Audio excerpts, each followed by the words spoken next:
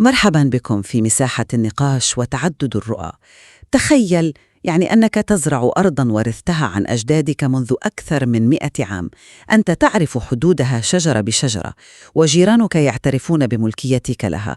لكن في نظر القانون الحديث والاقتصاد المهيكل، هذه الأرض لا وجود لها فعلياً. غير موجودة على الإطلاق، نعم، وتعتبر مجرد حبر على ورق عرفي. بالضبط. اليوم نحن لا نتحدث عن الجغرافيا المادية، بل نتحدث عن الخريطة المخفية للمغرب، الخريطة القانونية. أمامنا اليوم اللائحة الرسمية للمناطق المستفيدة من التحفيظ العقاري الجماعي المجاني لسنة 2026.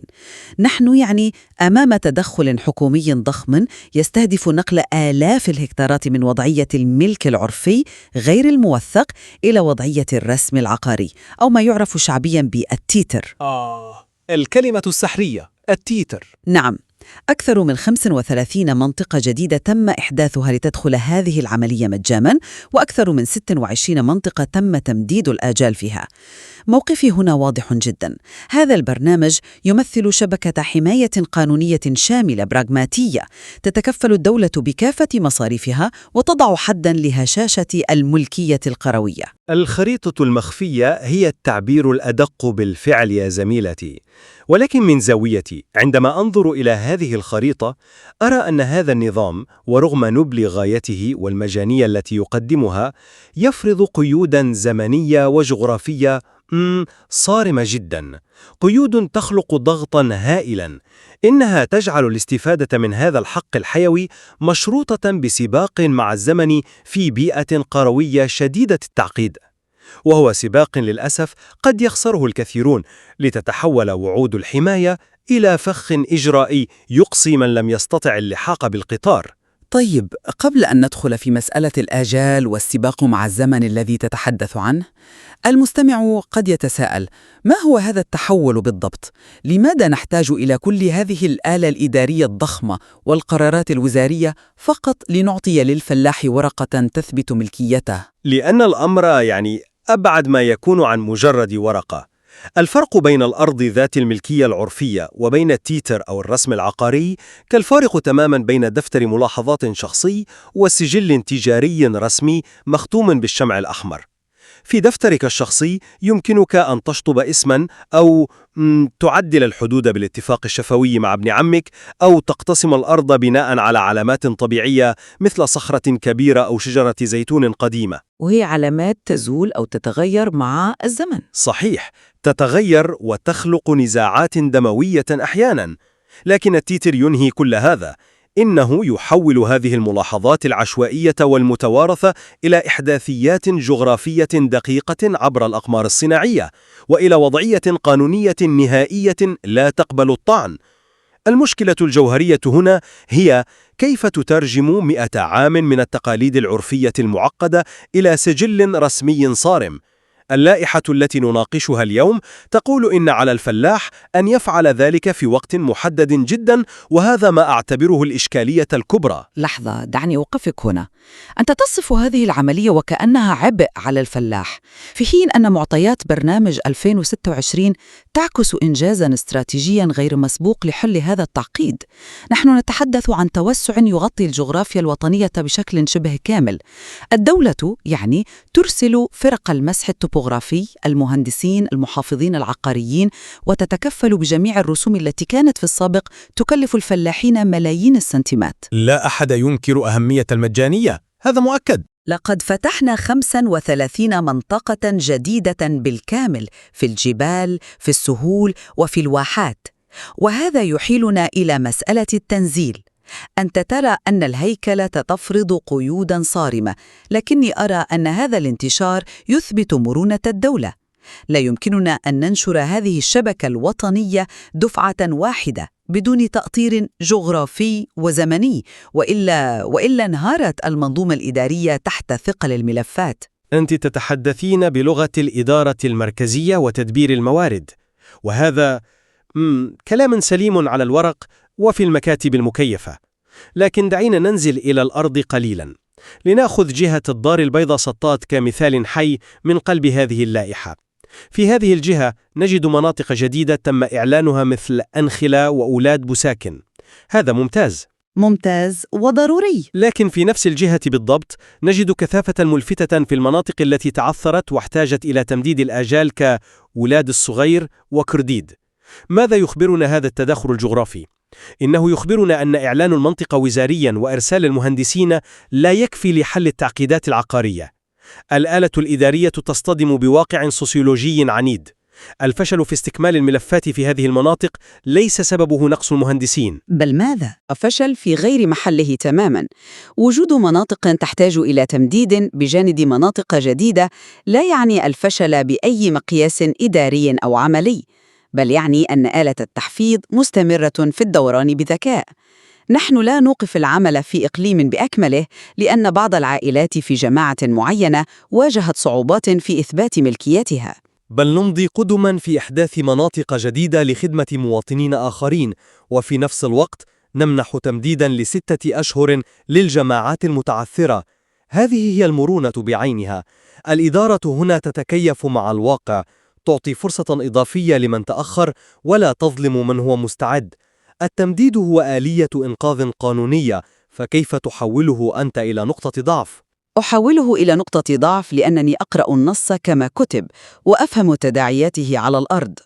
المادة المصدرية تقول بوضوح إن التمديد يأتي بسبب عدم استكمال الملفات، والمشكلة ليست في إعطاء فرصة ثانية بل في لغة التحذير المرافقة للقرار. أي تحذير تقصد؟ الجملة التي تقول إذا لم تضع الملف داخل الأجل حتى بعد التمديد قد تضيع الفرصة. هذه الجملة تحول التمديد من طوق نجاة إلى سيف مسلط على رقاب الفلاحين. دعينا نفصل في سبب عدم استكمال الملفات أصلاً. هل تعتقدين أن الفلاح يتأخر كسلاً منه؟ لا أقول كسلاً بل تردداً. إطلاقاً. هو يحتاج إلى جمع وثائق تمتد لأجيال. إذا كان هناك نزاع بين الورثة أو غياب لأحدهم فإنه يحتاج إلى إعداد رسم لفيف. هل تعرفين ما يعنيه هذا إجرائياً؟ وثيقة شهود، نعم. هي وثيقة تتطلب جمع 12 شاهداً من كبار السن في القرية، أخذهم جميعاً إلى مكتب العدول في المدينة وإثبات تسلسل الوراثة. وإذا كان هناك تداخل مع أراضي الجموع أو أراضي القبيلة فالأمر يتطلب لجان بحث قد تستغرق سنوات لتحديد الحدود. هل تعتقدين حقاً أن مهلة 180 يوماً إضافية قادرة على حل نزاع عائلي أو قبلي متجذر منذ 50 عاماً؟ 6 أشهر مجرد تأجيل للمشكلة. أنا أرى أنها كافية إذا توفرت الإرادة.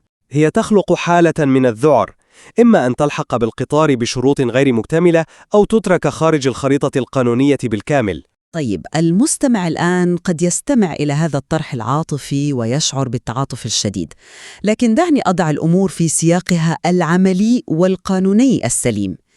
إذا تركنا هذه العملية مفتوحة دون سقف زمني محدد، هل تعرف ماذا سيحدث؟ لن تحل هذه النزاعات أبداً. نحن نعرف جيداً مفهوم الشيوع في الثقافة العقارية القروية. الشيوع موجود، نعم، حيث يملك 10 أو 20 وريثاً نفس القطعة دون تحديد دقيق لنصيب كل فرد على الأرض. العائلات تميل بطبعها إلى تأجيل تقسيم هذه الأراضي وتأجيل المواجهة لتجنب الصراعات العائلية. هنا يأتي دور الآجال الصارمة والتحذير من ضياع الفرصة. هذا التحذير ليس سيفاً مسلطاً لقطع الرقاب كما صورته، بل هو كذلك بالنسبة لمن لا يملك القدرة على تسريع الإجراءات. لا، هو محفز إيجابي قوي، هو صدمة إدارية ضرورية. عندما تعلم العائلة أن الدولة تتكفل اليوم بملايين السنتيمات من مصاريف التحفيظ وأن هذه الفرصة ستنتهي بعد 6 أشهر، فهذا يجبر الإخوة وأبناء العمومة على الجلوس إلى الطاولة وتصفية حساباتهم وتوقيع التخارج. الآجال القاطعة تكسر حالة الجمود وحالة الشيوع التي تقتل الاستثمار الزراعي. لو قلنا لهم خذوا وقتكم والإدارة في خدمتكم متى شئتم، لنامت هذه الملفات في الرفوف ل50 سنة أخرى. هذا تحليل مثالي جدا يا زميلتي، ويفترض أن جميع العائلات قادرة على التوصل إلى حلول عقلانية تحت الضغط. ما يحدث غالباً تحت ضغط الآجال هو أن العائلات التي تمتلك النفوذ أو الإمكانيات اللوجستية للوصول إلى الإدارات وتأمين الشهود هي التي تنجح في تسجيل أراضيها. هذه حالات استثنائية. ليست استثنائية أبداً.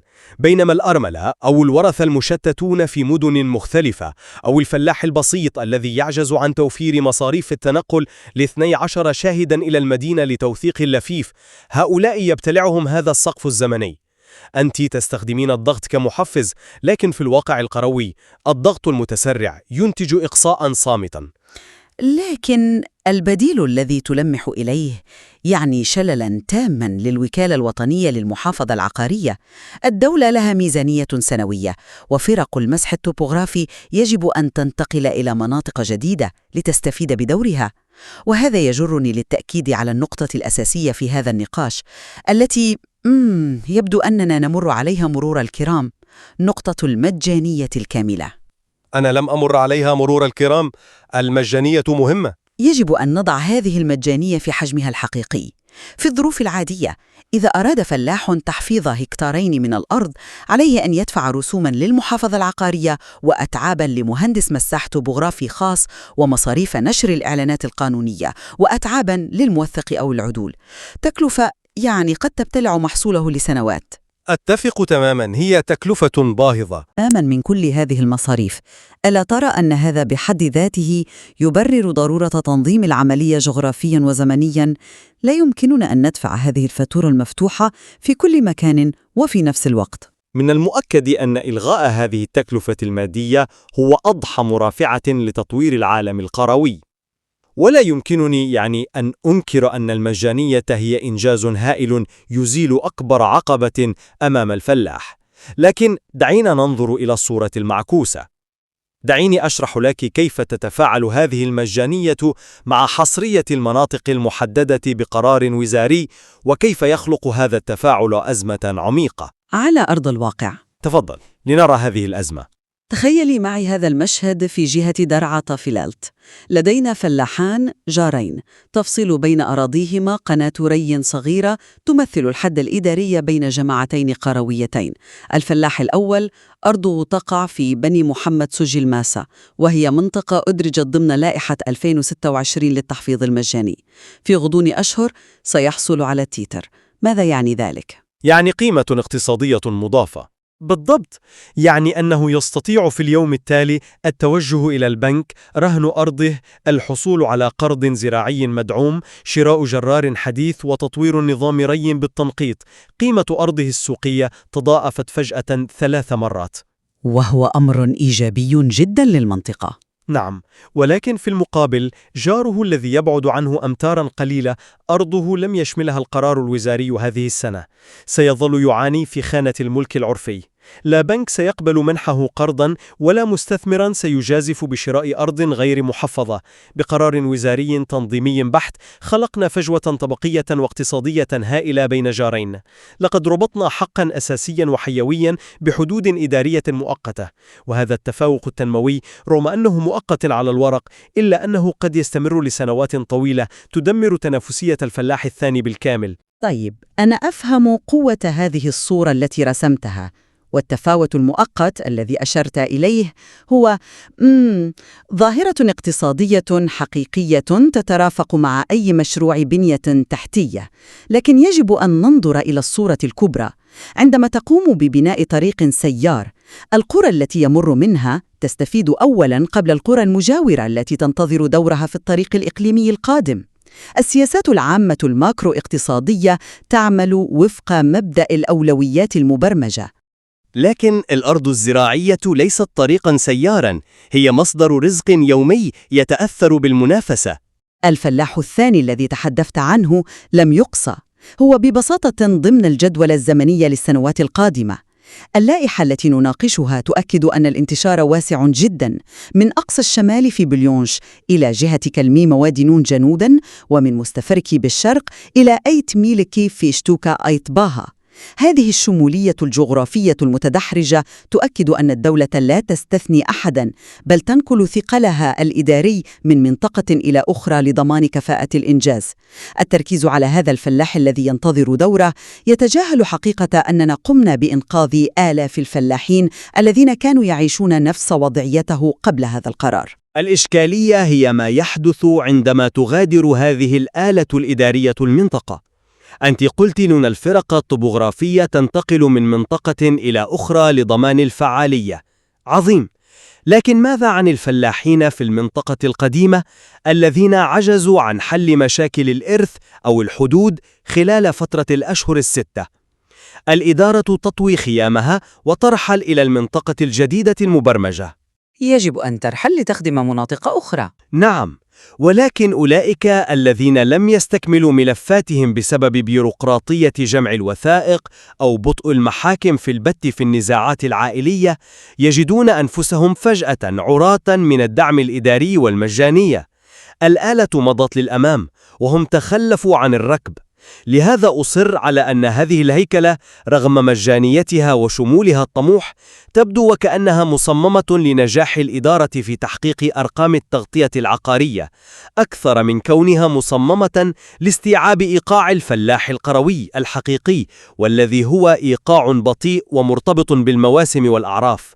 هناك تعقيدات لا يمكن حلها بجدولة زمنية مفروضة من الأعلى مهما كانت النوايا حسنة. تمثلت في من قد يتخلفون عن الركب، بينما أنا أرى أن التوقف لانتظار الجميع سيعني أن الركب بأكمله لن يتحرك خطوة واحدة للأمام.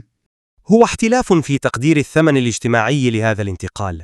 كخلاصة لموقفي في هذا النقاش، أرى في برنامج 2026 خطوة تشريعية وعملية عملاقة.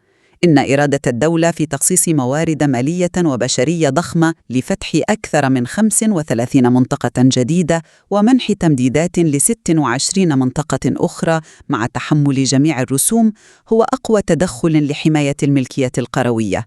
الآجال والقرارات الوزارية ليست أفخاخاً كما تراها أنت، بل هي محركات تنظيمية تضمن تحويل مناطق شاسعة من وضعية الهشاشة العرفية إلى وضعية التوثيق المنيع، وهذا سيخلق ثروة زراعية حقيقية.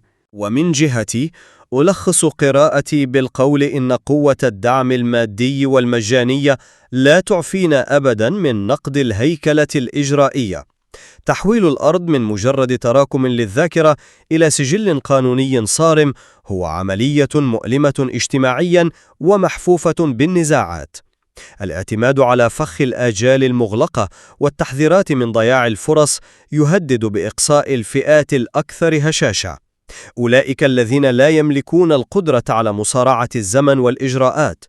تعميم السيطرة غاية عظيمة وضرورية، لكن المنهجية التي تدار بها قد تخلف وراءها خرائط من الفجوات والتفاوتات الاقتصادية التي يصعب ردمها لاحقاً.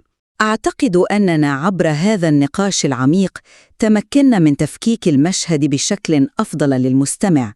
نحن نتفق تماماً على جوهر القضية.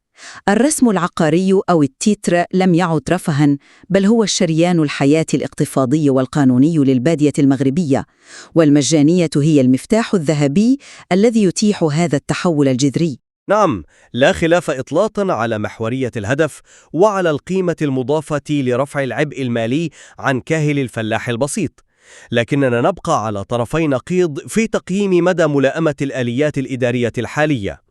فبينما ترينها أنت ضمانة للفعالية وعدم هدر الموارد، أراها أنا آلية ضاغطة قد تقصي في طريقها المئات من أصحاب الحقوق المعقدة، وتقيم فوارق صارخة بين جيران لا يفصل بينهم سوى خط في جريدة رسمية. في نهاية المطاف، دراسة هذه القرارات لا تتوقف عند قراءة اللوائح الجافة، بل تمتد إلى فهم كيفية اصطدام النصوص القانونية بالتضاريس الاجتماعية والتاريخية لأراضينا.